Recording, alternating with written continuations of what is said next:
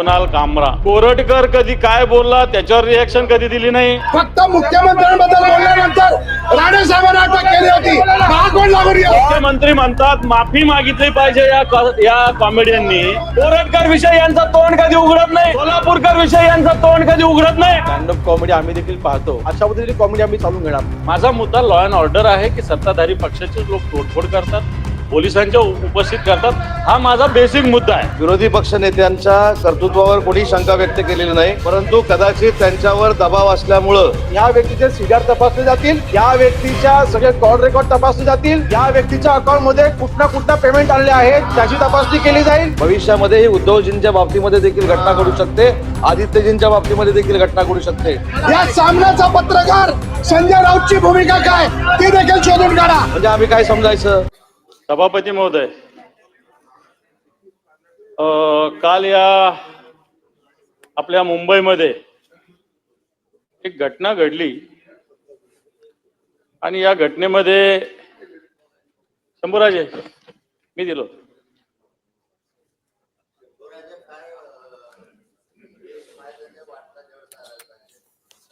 आणि या घटनेमध्ये पोलीस अधिकारी उपस्थित होते. पोलीस अधिकारी उपस्थित असताना एक अंधेरीला एक स्टुडिओ आहे, या स्टुडिओवर काही लोकांनी हल्ला केला. सभापती महोदय, उद्या आणि परवा आपण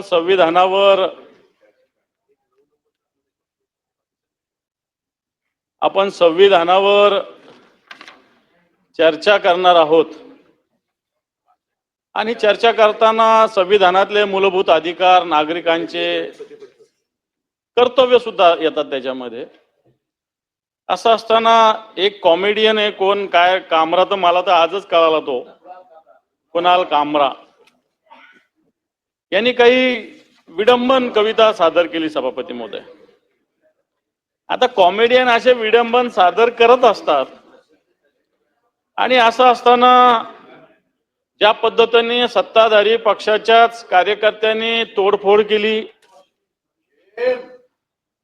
तोडफोड करत असताना या कार्यकर्त्यांनी कधी कोरटकर कधी काय बोलला त्याच्यावर रिएक्शन कधी दिली नाही. सोलापूरकर कधी काय बोलला त्याच्यावर रिएक्शन दिली नाही. आणि असं असताना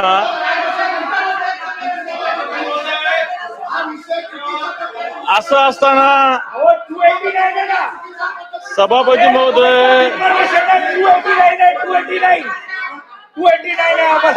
महोदय, छत्रपती शिवरायावर या ठिकाणी राज्यात टीका टिप्पणी होते. कोरटकर नावाचा एक व्यक्ती छत्रपती शिवरायावर बोलतो, सोलापूरकर छत्रपती शिवरायाविषयी बोलतो. आणि असं असताना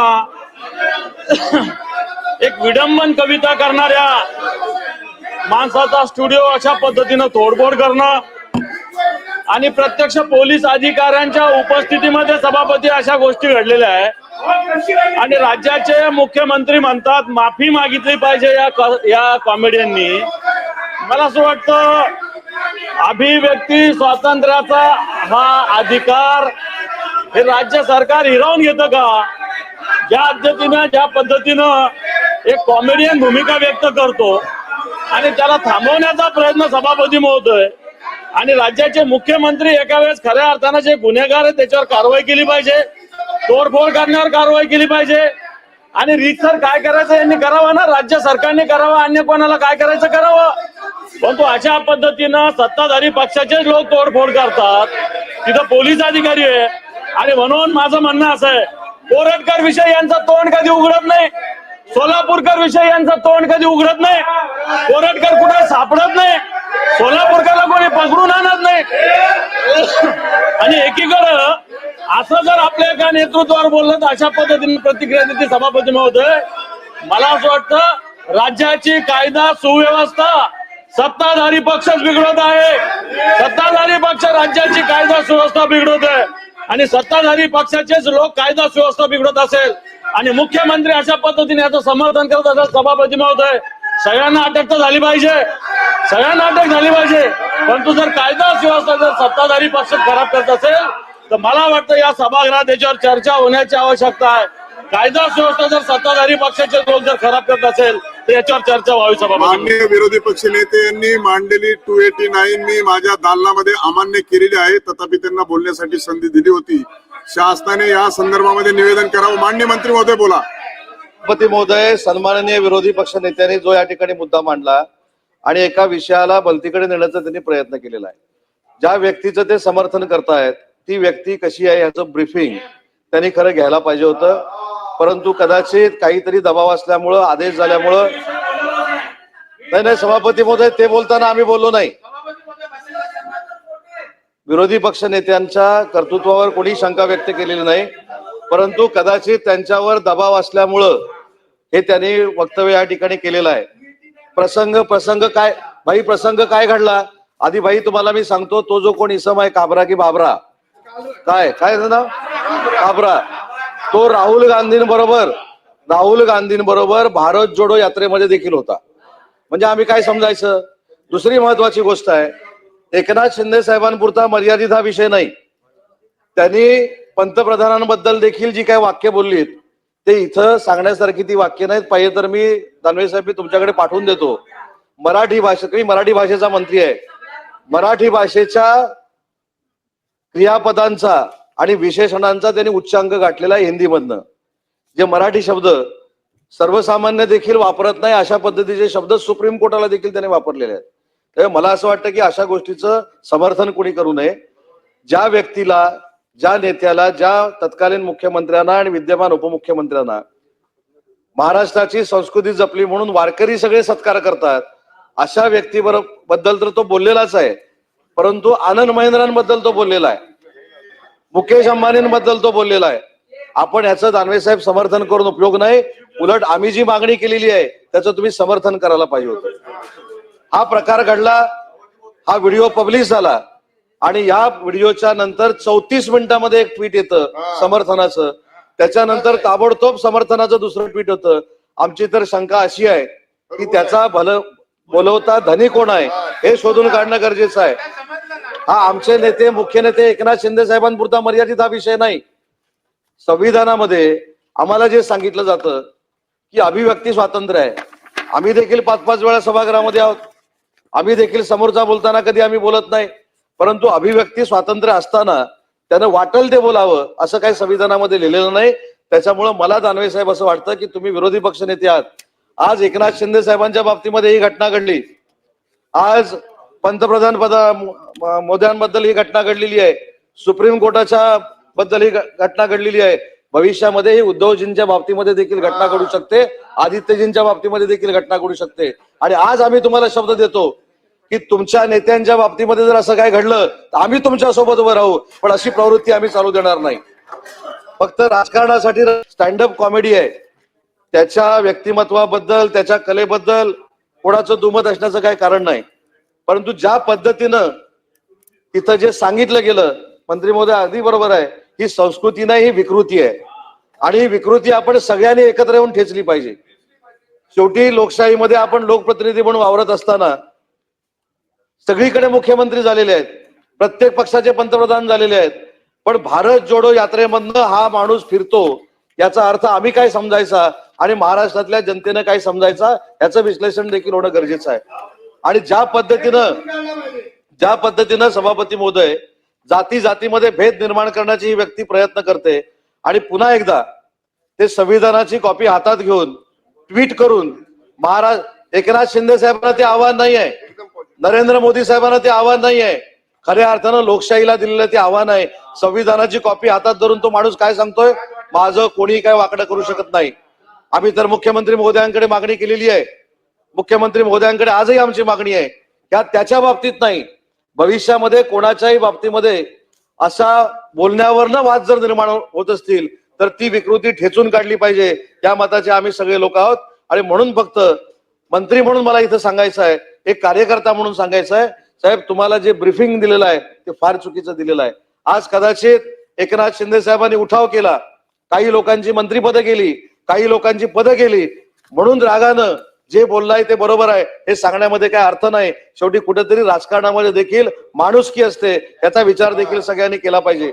वैयक्तिक टीका करायची, वैयक्तिक टीका करून कायमस्वरूपी बदनामी करायची हे राजकारणामध्ये ठीक आहे, पण आज जे आमच्यावर आलंय ते भविष्यामध्ये तुमच्यावर देखील येऊ शकतं. आणि म्हणून सांगितलं की आम्ही शिंदे साहेबांच्या नेतृत्वाखाली काम करताना दानवे साहेब तुमच्या बाबतीमध्ये जर उद्या असं घडलं तर आम्ही तुमचे ढाल बनून उभे राहू, एवढी संस्कृती आम्हाला शिकवलेली आहे. आणि म्हणून माझी विनंती आहे की अशा विकृत प्रवृत्तीचं कोणी समर्थन करू नये. ज्यांनी ट्विट केली त्यांची त्यांना ते लक्ष लाभ होऊ देत, परंतु ही प्रवृत्ती महाराष्ट्रामध्ये नव्हती आणि ही प्रवृत्ती आणण्याचा जर कोण प्रयत्न करत असेल तर ती आपण ठेचून काढली पाहिजे. या मताचे आम्ही सभागृहातले सगळे सदस्य आहोत. मला वाटतं 289 वरती विरोधी पक्ष नेते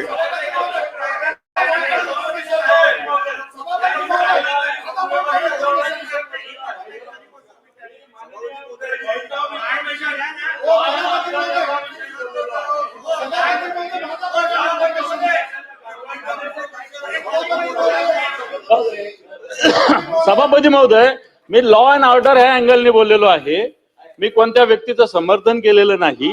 मी लॉ अँड ऑर्डर हा जो विषय आहे, सत्ताधारी जर एवढ्या घटना घडलेल्या आहे तर मला असं वाटतं त्यांच्याविषयी तक्रार करायला पाहिजे होती, गुन्हा नोंदवायला पाहिजे होता, कारवाई करायला पाहिजे. माझा मुद्दा लॉ अँड ऑर्डर आहे की सत्ताधारी पक्षाचे लोक तोडफोड करतात, पोलिसांच्या उपस्थित करतात.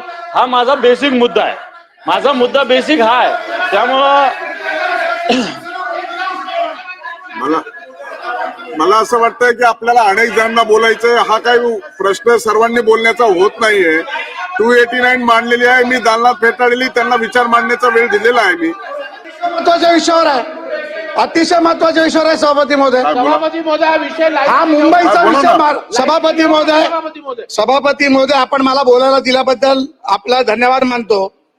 ज्या पद्धतीमध्ये सभागृहामध्ये कुणाल कामराचा जो विषय आला त्याला वेगळ्या पद्धतीत दाखवण्याचा प्रयत्न केला गेला, तो विषय अतिशय चुकीच्या पद्धतीत होता.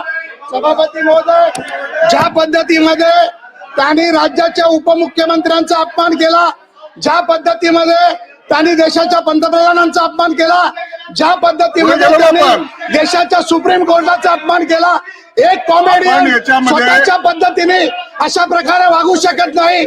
माजी सभापती महोदय, याच्यावरती स्पष्टपणे दिला होता, त्याच्यावर मंत्री महोदयांनी उत्तर दिलेलं.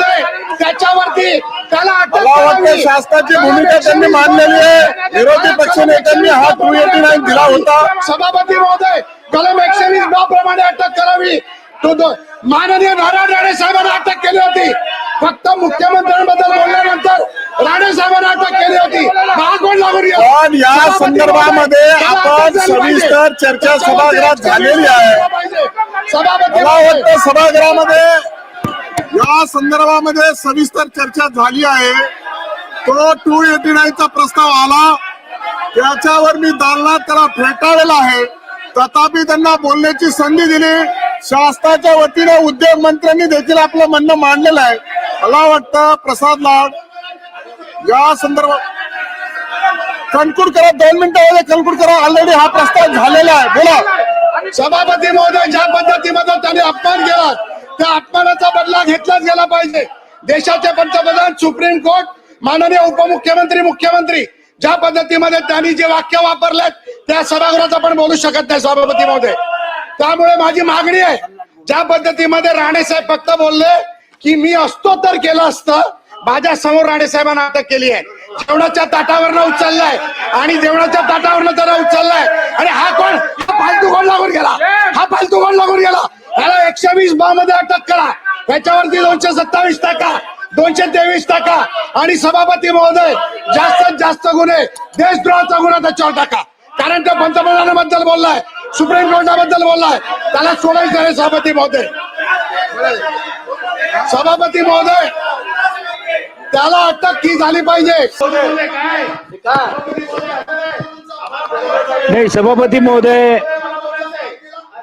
महोदय, एक तर स्थगनाचा प्रस्ताव आमचा पण आहे, पण आपण आता पुढे गेलेलो आहोत कामकाजामध्ये. आता सन्माननीय सदस्यांना बोलायचं होतं, त्यांनी सांगण्याचं काम केलं ना. पण तुम्ही आता ज्या अर्थी त्यांची तुलना ह्याच्याबरोबर करायचं देशद्रोह, त्याचं समर्थन आम्ही कोणीच करणार नाही. पण आमचं म्हणणं असं आहे त्यामुळे 93 हे ह्या ज्या खाली बसा आपण. पद्धतीने 93 सूचना. सत्ताधारी बसा, जागेवर बसा कार्यकर्ते आपण. असे करायला लागले. कामकाज आपल्या सभापती समोर महोदय. भरपूर कामकाज आहे, त्याच्यामुळे आपण याच्यावरती चर्चा केली सभापती आहे. महोदय, माझाही स्थगन आहे ना, पण आपण आता पुढे जाऊया. आपण याच्यामध्ये चर्चा केलेली आहे. आपण बोलले ना प्रसाद लाड, आपण बोलले ना.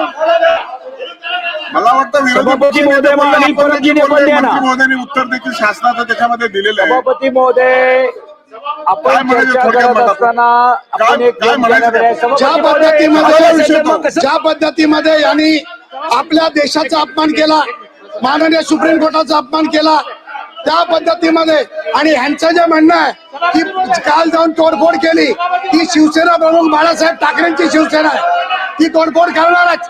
सभापती महोदय, सभापती महोदय, हे चालणार नाही सभापती. या ठिकाणी गृहराज्यमंत्री आलेले आहेत.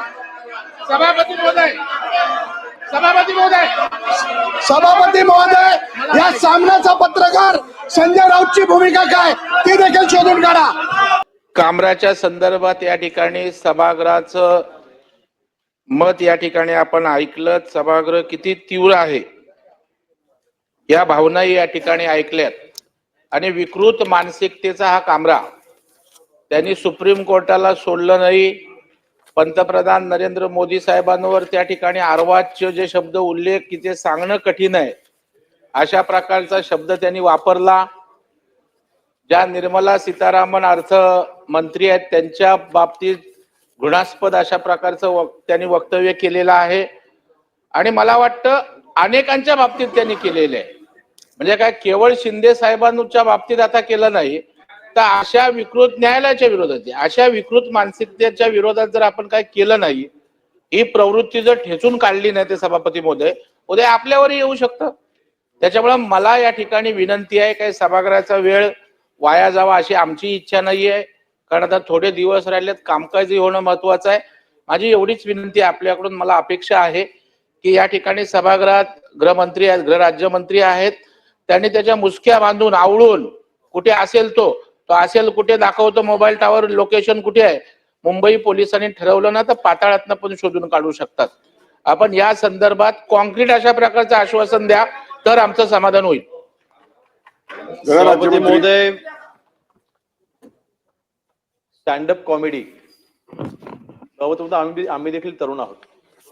स्टँडअप कॉमेडी आम्ही देखील पाहतो, परंतु लहानपणी महाराष्ट्रामध्ये पु ल देशपांडेंसारखे कॉमेडियन देखील आम्ही पाहिलेले आहेत, जे सुसंस्कृत कॉमेडियन होते.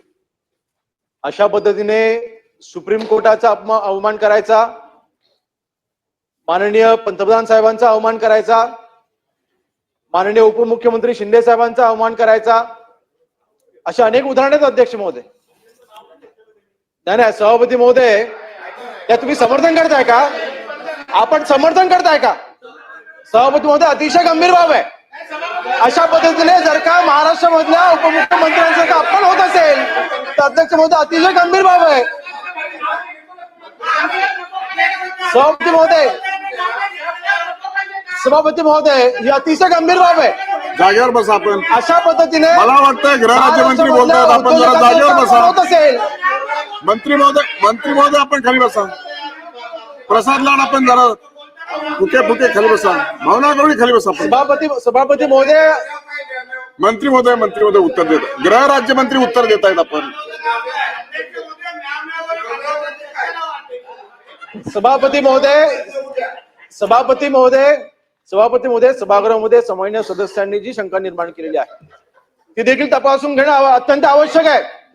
अशा पद्धतीने वारंवार देशामधल्या सर्वोच्च पदावरती असलेल्या लोकांच्या विरोधात जर का असं वक्तव्य केली जात असतील तर शासन या बाबतीत गंभीर दखल देखील घेईल. अजिबात सोडणार नाही. न्यायालयाचा अपमान केलेला आहे, सर्वोच्च आपला माननीय सुप्रीम कोर्टाच्या न्यायाधीशांचा अपमान केलेला आहे. अध्यक्ष महोदय, ही अशा पद्धतीची कॉमेडी आम्ही चालून घेणार नाही. अध्यक्ष महोदय, जी सभागृहामध्ये सन्माननीय सदस्यांनी शंका देखील व्यक्त केलेली आहे की याचा नक्की बोलवता धणी कोण आहे, कोणीतरी यांना मागून बोलायचं. अध्यक्ष महोदय, एक घटनाक्रम देखील लक्षात घेतला पाहिजे. घटनाक्रम देखील लक्षात घेतला पाहिजे. अध्यक्ष महोदय, काही ठराविक ट्विट करायचे, काही मी बोलतो ना, अध्यक्ष महोदय काही ठराविक ट्विट करायचे. सन्माननीय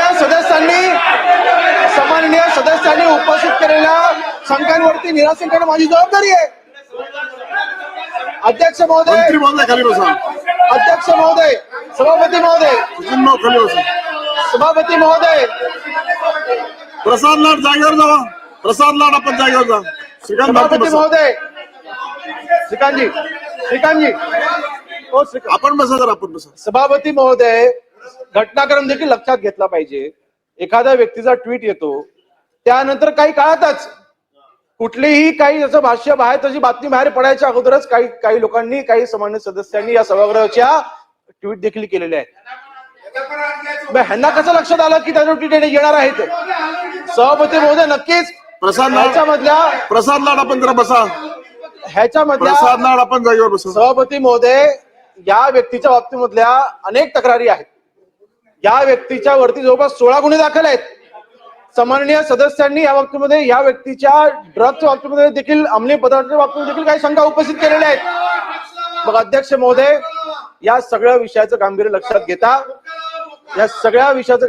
घेता या व्यक्तीचे सीडीआर तपासले जातील, या व्यक्तीच्या सगळे कॉल रेकॉर्ड तपासले जातील, या व्यक्तीच्या अकाउंट मध्ये कुठना पेमेंट आलेले आहेत त्याची तपासणी केली जाईल.